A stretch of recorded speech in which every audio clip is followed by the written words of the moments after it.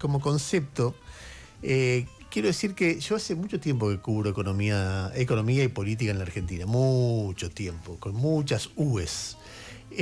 Nunca vi un programa económico que al mismo tiempo tenga un consenso social importante y un nivel de unanimidad en las advertencias de que está mal diseñado y los argumentos que se esgrimen para explicar por qué está mal diseñado, que me impacta. Olvídese, por ahí tiene razón el gobierno, yo creo que no, pero ponele que tenga razón el gobierno. Creo que hay elementos, tampoco soy taxativo, pero creo que hay muchos elementos que permiten sostener que el gobierno está equivocado. Pero olvidemos por un lado de juzgar quién está equivocado y quién no, para destacar ese fenómeno, o sea, la unanimidad que hay en todos los actores, de los actores más importantes, aún los que están ideológicamente de acuerdo, especialmente los que están de acuerdo con el ajuste fiscal que hizo el gobierno, diciendo no sigan por acá porque por acá termina mal, por acá hace mucho daño, al principio hace mucho daño y después termina mal.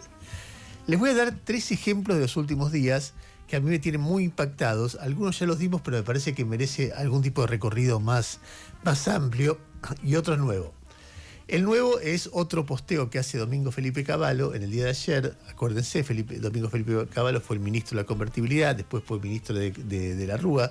La segunda etapa terminó muy mal, pero la primera es históricamente discutible, pero tuvo momentos muy virtuosos. Por ejemplo, en los 3 primeros años, una inflación que rápidamente se puso básicamente cero y un crecimiento de la economía del 10% anual, o sea, una cosa que era muy potente en aquel momento.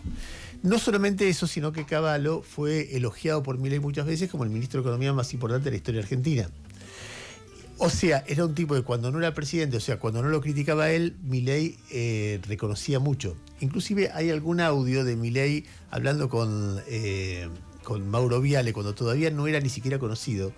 Y entonces creo que fue cuando Cavallo fue detenido, o un tiempo después algo pasó con Cavallo.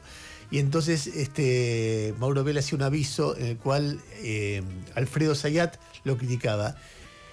Y Milei enardecido contra estos hijos de puta, estos imbéciles, en esos términos. O sea, era un tipo muy defendido por Milei, además lo conoce personalmente. Ayer, nuevamente, Cavallo saca un posteo diciendo altas tasas reales de interés y sobrevaluación del peso neutralizan los beneficios de la desregulación y la apertura económica. Y entonces va contando todos los efectos que tiene la sobrevaluación del peso en muchísimos casos.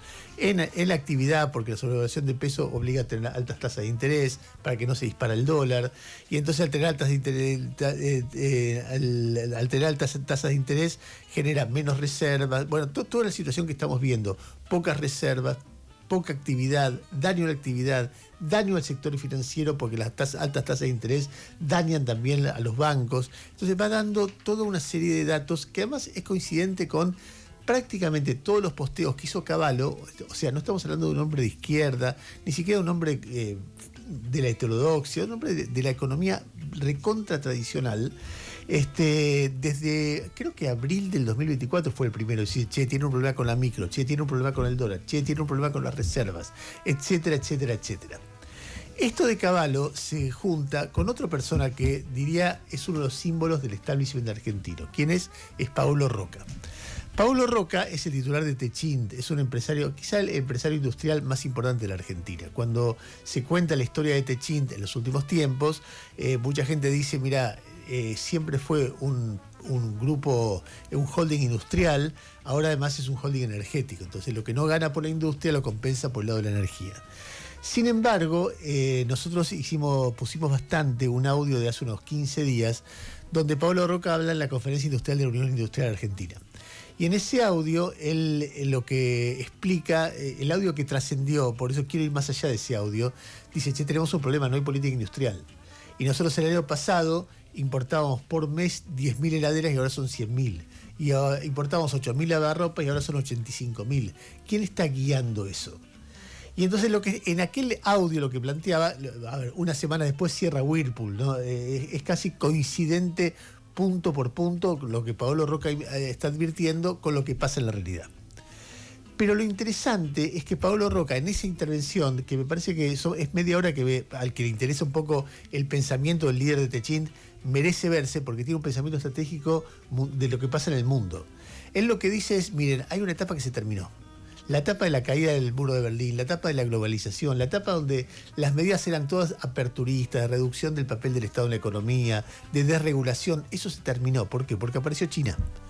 Y China tiene una política muy, muy agresiva en muchas áreas. Por ejemplo, busca, con el aparato estatal muy eficiente, el liderazgo tecnológico, desde inteligencia artificial hasta microchips. China busca liderazgo militar y tiene un despliegue en el área marina que es impactante. China busca el liderazgo comercial y te está inundando el mundo de productos de todo tipo. Y todo es el Estado. Entonces, frente a eso, ¿qué hace? Que todo el resto de los países empiece a hacer lo mismo. Entonces, es un momento donde la intervención del Estado está haciendo... es la estrella del momento. Hay aranceles, hay tarifas, hay políticas de promoción, hay expropiación de empresas o participación del Estado, y esto lo hace China, Estados Unidos, Canadá, Francia, hasta México, dice.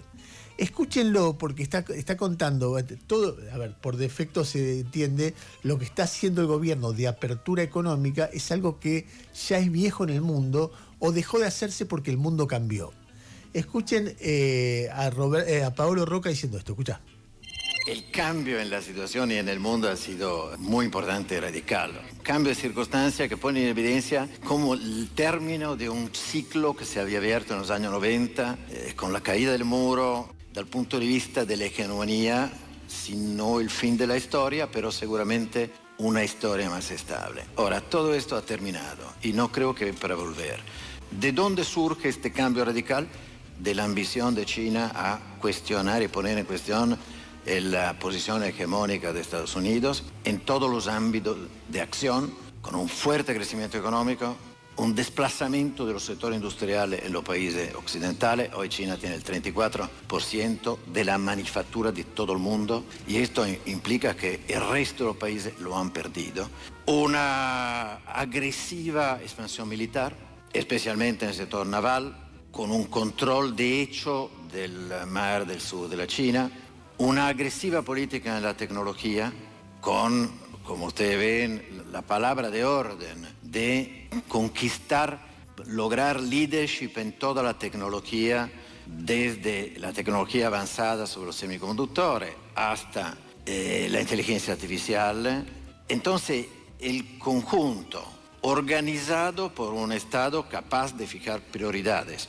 En el 2015, cuando China dice Made in China y hace de Made in China el principio de guía de la acción de gobierno, de hecho lanza un objetivo, alinea la fuerza empresarial en la provincia, en el Estado, y lo logra a lo largo del tiempo, con una coherencia, una capacidad, un fortalecimiento, una capacidad de acción en todos los frentes, claramente es impresionante. Bueno, lo que está describiendo es un Estado manejando una sociedad de 1.000 millones de personas. O sea, no es un Estado chiquito. Es un Estado gigantesco y conduciéndola a una batalla mundial por el comercio, por la tecnología, por el control militar de la zona de influencia de China. Y, por supuesto, el Estado, obligando cada emprendimiento privado, tiene un 50% del Estado, está asociado al Estado. Y un Estado eficiente, lleno de ingenieros, lleno de gente muy preparada que va por vía del comercio, el tema militar y la tecnología a la conquista del mundo. Y eso cambia todo, porque aparece la palabra Estado. La vez pasada, en algún momento, ya ni me acuerdo cuándo, pero en algún momento me contó Kicillof que cuando era el Ministerio de Economía, ya estaba el lío, estaba Obama, y estaba el lío entre China y Estados Unidos, la presión norteamericana para que se alejen de China. Y él decía, yo no tengo problema, háganlo ustedes, pero vengan, invierten y esto y lo otro, represa, etc. Y nosotros no podemos porque no somos un Estado inversor, somos una economía de mercado. Ellos lo pueden hacer porque son un Estado. Y bueno, entonces voy con los otros. Bueno, Estados Unidos, a partir de eso, empieza a repensar eso. Trump es parte de eso. Cuando Trump dice hay que poner tarifas, aranceles, subsidios, competir con China, presionar a los países de la región para que se alineen, vinculados al dólar, es algo un poco más complejo esto. Pero y entonces Paolo Roca cuenta qué pasa a partir de China empujando al mundo, qué hace el resto de los países. Escuchen.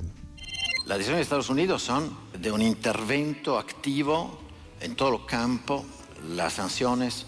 La tarifa de Estados Unidos responde a criterios de emergencia, como la IEPA, y no se limita a sanciones, no se limita a tarifa, se extiende a intervento en capital de determinada empresa, a restricción de exportación, a prohibición de acción por parte de determinada empresa en determinados sectores. Europa está reaccionando, tomando decisiones igualmente agresivas, en algún caso expropiando parte de sociedades, reorganizando la capacidad industrial en el área que ellos ven como estratégica. Lo mismo está haciendo Canadá, lo está haciendo México, lo están haciendo todos los países del mundo. Entonces, estamos entrando en un nuevo ciclo. Es un ciclo de intervento activo en un mundo inestable. A mí me resultó fascinante el discurso. Es decir, me pareció que, así como Cavallo te está diciendo, está mal la política porque vas a chocar la política económica, no está juntando reservas, está sobrevaluado el dólar, la sobrevaluación del peso, quiero decir, la sobrevaluación del peso hace que entre productos de otros países mucho más fáciles porque son más baratos.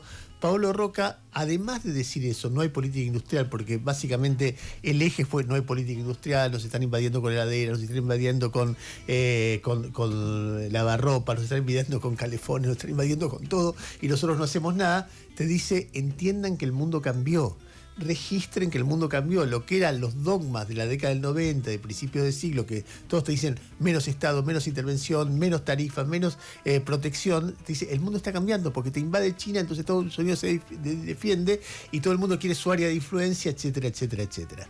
Nosotros, hablando de entonces pensemos algo. Hablando de advertencias, empezamos por Cavallo, seguimos por Pablo Roca y el tercero es Carlos Rodríguez. Nosotros la semana pasada mostramos, cuando el gobierno festejaba los datos de crecimiento, mostramos un cuadro que publicó Carlos Rodríguez, otro de los 5 mejores economistas de la historia según Milei en la Argentina, y el cuadro, que quienes están viendo YouTube lo están viendo en este momento, muestran que si bien el estimador, que es la línea verde mensual de actividad económica, está un poquito por encima que el 2022, prácticamente insignificante, vos ves que el comercio está 5 puntos por debajo, la industria manufactura 10 puntos por debajo, la construcción 10 puntos por debajo, y lo único que se dispara es la intermediación financiera, o sea, un modelo económico que hace que la producción sufra mientras los sectores financieros festejan. Entonces, cuando vos ves todo, entonces te dice, este es el modelo erróneo. Ningún país sin producir riqueza puede sostener una ganancia financiera permanente. Entonces, en un momento, o se cambia o se choca. Y entonces vos tenés ahí 3 advertencias de Cavallo, de Pablo Roca y de Carlos Rodríguez, o sea, 2 economistas que Milei valoró muchísimo. Si uno tuviera que dividir el mundo entre izquierda y derecha, ustedes saben que yo pienso que es mucho más complejo que eso, pero suponete que fuera así, son 3 tipos que están en el hemisferio derecho del mundo.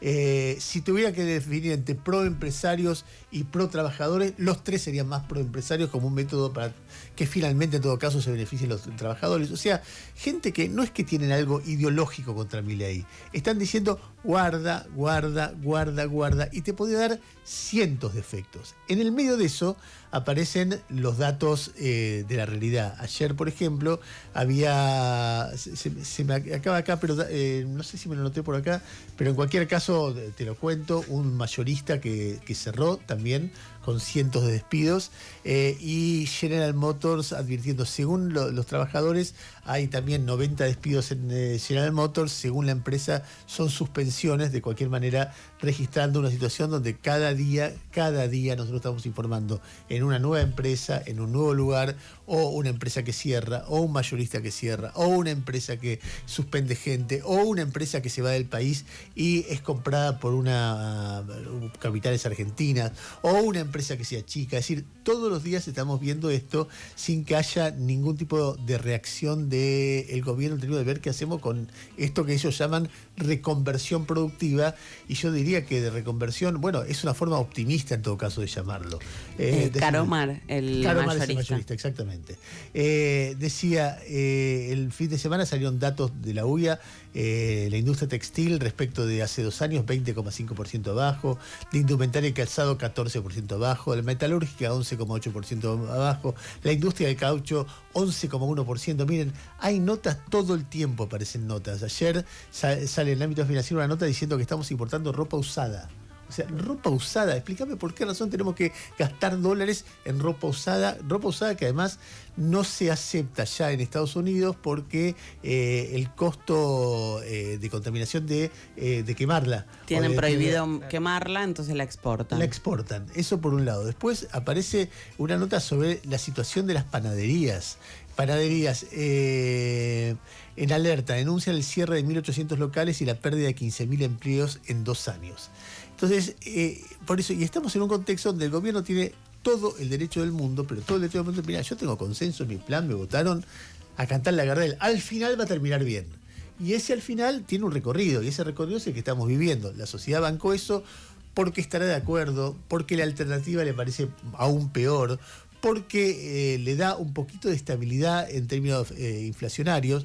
Comparado con lo que recibió es mucha, comparado con lo que pasa en el resto de los países, es una inflación prácticamente igual a la que las consultoras privadas le atribuían al gobierno de Cristina Kirchner. O sea, hay una situación que, a ver, a mí me encantaría decir, che, anda todo bárbaro, ganaron las elecciones, el dólar está barato, lo pueden sostener, etcétera. Lo que pasa es que, más allá de lo que diga yo, estoy citando a gente que tiene mucha más autoridad y en todo caso menos mirada ideológica crítica respecto del gobierno en el que estamos.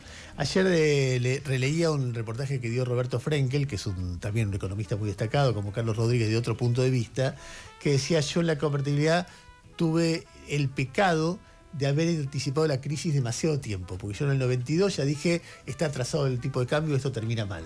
Y claro, todo terminó mal en el 2001, 9 años después. En el medio hubo 5 o 6 años en el que todo el mundo dice, tomá, viste cómo anda bien. Y tal vez acá haya, mi sensación, en base a las cosas que uno lee, es que todos los que están contando, que mucha gente te está diciendo, che, guarda, porque si esto dura, tal vez seas peor porque tiene más tiempo para hacer daño. Y si esto, lo que tienen que hacer es corregir. Mientras tanto, hay un debate en el mundo que tenemos un poquito de tiempo para darlo, que a mí me parece que es mucho más rico que en la Argentina. Nosotros estamos viviendo, para lo que es en el mundo, una experiencia muy extrema. O sea, es extrema para los economistas clásicos de la Argentina, imagínense lo que debe ser para el resto del mundo. El otro día, el fin de semana, Lula hizo un discurso muy interesante anunciando su reforma impositiva. ¿En qué consiste la reforma impositiva? Lula para mí es un capo, pero de esos tipos que realmente no hay. Cuando Lula, en principio, Lula tiene el Congreso de Brasil es un Congreso muy atomizado. Brasil es un país que hace 30 años viene ajustando reservas, con lo cual puede tomar medidas sin que se vaya toda la mierda, porque junta reservas, como Perú, como Uruguay, como Chile, como China, como cualquier país serio. Solamente acá, genios como Cristina o como Macri, o como el Frente de Todo después con Alberto Fernández, y ahora Milei, deciden que nosotros somos el único país del mundo que puede no juntar reservas sin que le pase nada. Pero bueno, cuestión es que hace unos 6-7 meses tuvo un problema grande porque anunció una reforma impositiva. ¿En qué consistía la reforma impositiva? En que la gente que menos gane no pague impuesto a las ganancias. Y vos decís, bueno, pero ¿cómo financias eso? Con un impuesto a los ricos. Entonces dijo, le voy a poner más impuesto a los ricos para que los más pobres no paguen impuestos. Suena muy razonable. ¿Qué te dicen que pasa los libros de la ortodoxia cuando pasan eso? Que vas a una crisis, porque los ricos se van del país, etc. La primera reacción cuando anunció esta reforma fue efectivamente, hubo una devaluación, hubo caída de reservas, pero como tiene muchas, aguantó. Entonces después el tipo, la vida siguió y el tipo empezó a rosquear con el Parlamento y logró que se aprobara por unanimidad la reforma. Imagínense el bolsonarismo, todo el mundo votando, sí, ¿cómo voy a votar en contra de que los más pobres paguen menos si los bancan los más ricos? Que estamos hablando de los más ricos entre los ricos. O sea, el tipo logra, ¿sabes qué es eso? Eso es política. Es un tipo que en lugar de expulsar a los propios, suma a los ajenos. Mirá qué elemental. Digo, lección para cualquiera que quiera aprender de política, ahí está Lula. Suma a los ajenos en lugar de expulsar a los propios. Y al que le equipa el Sancho, como decía Lorenzo Miguel, que se los ponga. Cuestión es que anuncia que a partir del 1 de enero empieza con un discurso donde dice lo obvio. Cuando vos tenés gente que está mal y gente que está muy bien, le sacas un cachito de lo que está muy bien y se lo das al que está mal. No, Brasil no entró en crisis, Brasil está estable, sus indicadores de popularidad son altísimos, muy probablemente sea reelecto, y lo dijo de este modo, escuchá. Pela primera vez Mais de 100 anos após o início do imposto de renda, privilégios de uma pequena elite financeira deram lugar à conquista para a maioria do povo brasileiro. Se você ganha até R$5.000 por mês, dezembro será o último mês que você terá desconto do impuesto de renda no contra-cheque. Por primera vez en más de 100 años, después de la introducción del impuesto sobre la renta, los privilegios de una pequeña élite financiera han dado paso a una ganancia para la mayoría del pueblo brasileño. Si vos ganás hasta R$5.000 al mes de diciembre, será el último mes en tu vida en que se te descuente el impuesto sobre la renta de tu salario. La compensación no provendrá de recortes en educación o salud, sino de gravar a los súper ricos que ganan más de R$1.000.000 al año y hoy pagan poco o ningún impuesto. Estamos hablando del 0,1% de la población. Personas que ganan 10, 20, 100 veces más que el 99% de los brasileños y que usarían el 10% de su impuesto sobre la renta para brindar alivio a las familias que trabajan, luchan y mantienen este país a flote. 140.000 súper ricos pagando un poquito más para que muchos millones de brasileños puedan dejar de pagar. Es la riqueza de los más concentrados en manos de un pequeño segmento de los súper ricos. El cambio en el impuesto sobre la renta es un paso decisivo para transformar esta realidad, pero es solo el primero. El tipo, con consenso y con reservas, logra hacer, con un trabajo muy denodado, algo que alivia a millones y millones de personas. Miren, esto que estamos diciendo es un debate mundial. Acá en la Argentina parece que está terminado porque estamos viviendo una experiencia ultraconservadora. En el momento que estoy diciendo esto, en Barcelona, en Cataluña, Salvador Illa, que es el presidente de la Generalitat, o sea, el gobernador, está interviniendo en el mercado de la vivienda. Dice, no puede ser que haya gente sin vivienda. Hay gente, si la gente en España pierde trabajo, sabe que consigue otro. Si pierde vivienda, se queda sin nada. Esto afecta a la cohesión social. En Ámsterdam se decidió que a partir del 2026, si alguien va a comprarse una segunda vivienda, tiene que tener una autorización especial, porque están peleando para que no haya viviendas vacías. Entonces uno diría, bueno, pero nadie va a construir más. Bueno, tampoco es que construyen más cuando... y construir para Airbnb te puede generar un poco de actividad, pero en todo caso es una discusión, ¿no? Ni siquiera digo de qué lado estoy. Está claro que yo tengo un sesgo, pero puede funcionar mal, puede funcionar bien. Yo digo las cosas que se están experimentando. Luxemburgo se acaba de convertir en el primer país del mundo en el que todo el transporte público es gratuito. En Suiza, esta semana, hubo un plebiscito porque el gobierno quería imponer un impuesto del 50% a las herencias de los súper ricos. Perdió. 80% votó en contra de ese superimpuesto, pero de nuevo, son experiencias, hay gente que está probando cosas. El otro día Noé contaba una nota de The Economist que era muy crítica con el gobierno del Reino Unido, porque el gobierno del Reino Unido, que es un gobierno de izquierda, Economist pone, es de izquierda, efectivamente, y entre otras cosas porque ponía un montón de impuestos por ejemplo, impuestos a las mansiones.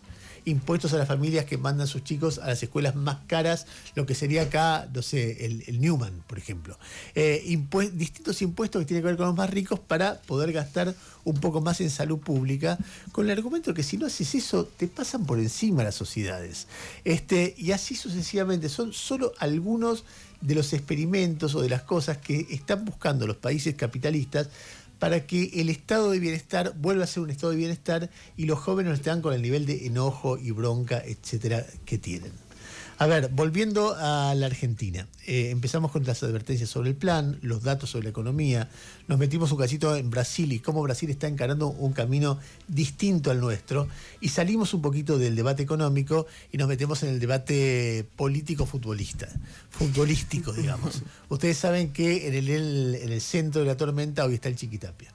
El Chiquitapia queda en el centro de la tormenta cuando toma, como dijo Gustavo, Al Capone con el tema del contador o del no pago de impuestos. Empieza a caer en el centro del debate. ¿Por qué? Porque le da un torneo, una copa a Rosario Central por un torneo que no se jugó. Entonces, hasta ahí podía ser entendible, pero resulta que hay un club que es Estudiantes que critica. Y entonces empieza amenazas, anuncios que te vas a ir al descenso y la obligación de humillarse en el partido que tiene que jugar con Rosario Central haciendo el pasillo. Estudiantes le da la espalda y paralelamente a eso se arma tal escándalo, amenazas de sanciones, etcétera, que la prensa, como nunca antes, empieza a mirar las otras cosas del Chiquitapia y la justicia se empieza a mover. El financista trucho que tiene, los negocios paralelos que Gustavo venía hace por lo menos 2 años contando en absoluta soledad, porque como hay tantos intereses, está la selección en el medio, casi nadie informaba, y ahora se viene todo como una avalancha, como algo que estaba contenido, y de repente aparece ayer hubo allanamientos sobre la financiera, esta, ¿cómo se llama? Surfinanzas, exactamente. Ariel Vallejos, el personaje tan enigmático que lo acompaña, etcétera, etcétera, etcétera. Simplemente 2 cosas que a mí me resulta como muy interesante de esto. A mí no me gusta que se meta Milei.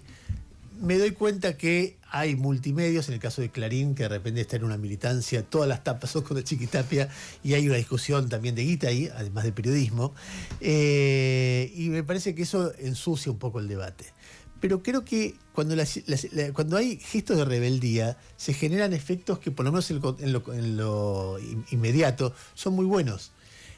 Hubo 2 equipos de poder este fin de semana que perdieron. Uno perdió contra Estudiantes, después entra el Córdoba, el equipo de Tobillino, y el otro perdió contra Gimnasia, que fue Barraca Central, el equipo del Chiquitapia. Y los arbitrajes fueron buenísimos. O sea, no hubo ninguna cosa que puedas decir de esos arbitrajes que decías, esto estaba sesgado.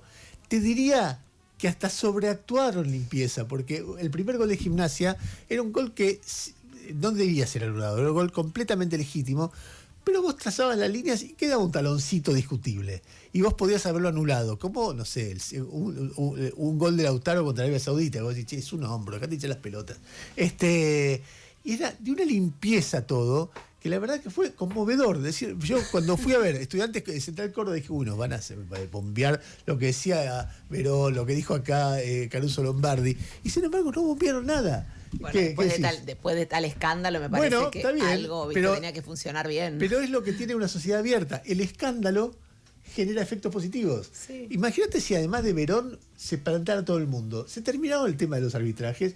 Y es más, si todo el mundo estuviera diciendo, che, en lugar de afanarse la guita que genera selección, ¿podrían poner en los clubes? O en los clubes de barrio, de repente empezaría. Y el Chiquitapia seguiría en ese lugar, porque tiene los votos. Pero bueno, repartiría un poco más, habría mejores jugadores. Tal vez alguno de nuestros equipos llegue a la final de América como pasaba antes, ¿entendés? O sea, que no solamente ponga la guita a la selección y en desviar o en estadios que son de sus amigos. No sé, a mí siempre me impresiona o me apasiona cómo cuando la sociedad reacciona genera efectos en el poder. No, nada más que eso. Por eso es un comentario para venir Gustavo, que está escuchando y va a decir, sos un pelotudo, eso no tiene que ver, cállate la boca. Pero como lo dice siempre. Ahí estamos. Tengo un ítem acá que dice Noelia Barral Grijera, que son las otras noticias. Dale, Noel. A esta altura del mes ya empieza a ser un tema cuál será la inflación medida por el INDEC para el mes de noviembre. La mayoría de las consultoras están hablando de un 2,5 o incluso por encima. Ayer lo que salió es el relevamiento de Equilibra, que está en un 2,5 para el mes de noviembre. Veremos, pero es un número alto para las expectativas del gobierno, sobre todo para todo lo que está haciendo el gobierno para mantener ese número bajo. Vos hablabas recién de la situación, bueno, describías una Argentina contramano del mundo, ¿no? Me quiero focalizar específicamente en el tema de importaciones con 2 datos. Por un lado, la Cámara del Juguete, que ayer publica un comunicado realmente describiendo una situación muy complicada para la industria del juguete en la Argentina y diciendo, estamos incluso a contramano del propio discurso del gobierno nacional. ¿Por qué? Porque hablan de acercarse más a Estados Unidos y de alejarse de China, y sin embargo el 94,4% del volumen importado en juguetes es de China, y eso por supuesto está afectando mucho a la industria nacional. El número de firmas que importan juguetes pasó de 199 a 530 en un solo año. Esa es la situación en la que, bueno, por supuesto se están preparando en este momento para Navidad. Y ayer publica la consultora analítica de Ricardo Delgado un informe espectacular. Me gustó muchísimo porque se mete a ver específicamente el tema Whirlpool y específicamente el tema de venta de heladeras, lavarropas en la Argentina. Y primero lo que detecta es que la venta o la demanda interna de lavarropas y de heladeras no cayó tanto, no se desplomó.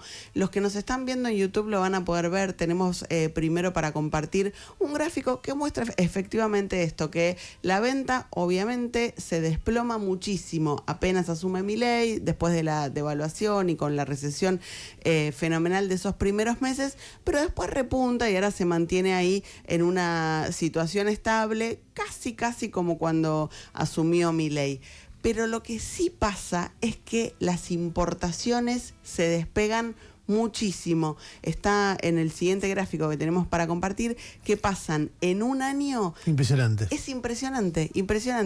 El gráfico lo muestra en millones de dólares. En un año pasamos de importar 44 millones de dólares en heladeras a 209 millones de dólares.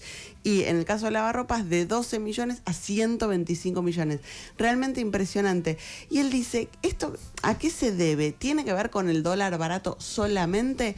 No, tiene que ver con un Estado interviniendo, pero en realidad para facilitar la importación. ¿Por qué? Porque hubo reducción de aranceles para la importación de heladeras y lavarropas, aranceles que estaban en el 35, pasaron al 20, a contramano de Trump. Hubo eliminación del impuesto país, hay un nuevo régimen para viajeros, entonces podés ingresar al país con un electrodoméstico línea blanca comprado en el exterior, que obviamente tiene que ver con la importación de lavarropas y de heladeras. Así que cuando te metes a analizar la situación de Whirlpool, ves algunas cuestiones un poco más de letra chica que están afectando a esa situación. Algunas otras noticias de ayer: sigue bajando mucho la recaudación, cae por cuarto mes consecutivo, y hay quienes empiezan a decir, ya no solo los dólares empiezan a ser un problema para el gobierno, sino también los pesos. Se preguntan si es posible más ajuste o no, dada la situación en la que estamos, para contrarrestar esta baja de la recaudación. Y dos cortitas del Senado Nacional. Sorpresivamente parece que el gobierno no va a tener los votos para que Lorena Villaverde sea efectivamente senadora nacional, así que ella, ¿qué hizo ayer? Llamó a la Cámara de Diputados y dijo, ¿viste la renuncia que te presenté? Devolvémela. No voy a renunciar a mi banca. Le quedan 2 años más. Le quedan 2 años más como diputada. Y un escándalo ayer a la noche con un despacho que estaba, dice la senadora peronista Cándida López, estaba siendo ocupado por ella y que fue desalojado por las autoridades del Senado. Hay denuncias penales en el medio. Minúe el tema de los despachos en el Congreso, que se da cada 2 años. Muy bien, 8:47 minutos de la mañana. En el terreno internacional destaca un poquito lo que yo contaba en el arranque del programa de bebés de diseño. Y después la relación se va acercando, daría la impresión, un momento de definición en la relación entre Estados Unidos y Venezuela. La semana pasada trascendió, lo publicó una de las agencias internacionales, Reuters, exactamente, que Trump había hablado con Maduro. Después se supo, o se conoció, o se difundió, que lo que le dijo es, te vas en 3-4 días o te paso por encima. Eso fue lo que le dijo. Maduro dice que no, que él está firme como rulo de estatua, y se van acumulando armas alrededor de Venezuela, con lo cual uno se pregunta si no... Yo ¿sabes qué pensaba? En alguien que se opone a Maduro. Dice, che, ¿van a bombardear mi casa? Encima de que Maduro, digamos, de América del Sur, con todos sus problemas, diría, desde toda América, es un territorio de paz. Hubo una pequeña guerra entre Perú y Ecuador en 1995, hace 30 años, es la última guerra que yo recuerdo. ¿De verdad van a bombardear Venezuela? ¿Van a invadir? No sé, me cuesta imaginarlo, incluso me cuesta imaginarlo por el costo interno que puede tener eso y la repercusión internacional y todo lo que habilita. En cualquier caso, Maduro, que no es un tipo, como ustedes saben, de mi simpatía, me parece un personaje realmente que ha hecho muchísimo daño a su país y al continente también. Quiere peace, dice todo el tiempo, peace y victory. Forever. Forever, escúchalo. 1 de diciembre, lunes 2025, 4:30 de la tarde, sol radiante, se fueron las nubes y en Venezuela reina la paz y la unión nacional. Paz y unión, paz y unión. The peace and the unions and the kings. The Venezuela Bolivarian Republic, the Queens, the peace the union and the victory forever, victory forever, victory forever. Sería el pis y la cebolla. De pizza and the onion. Bueno.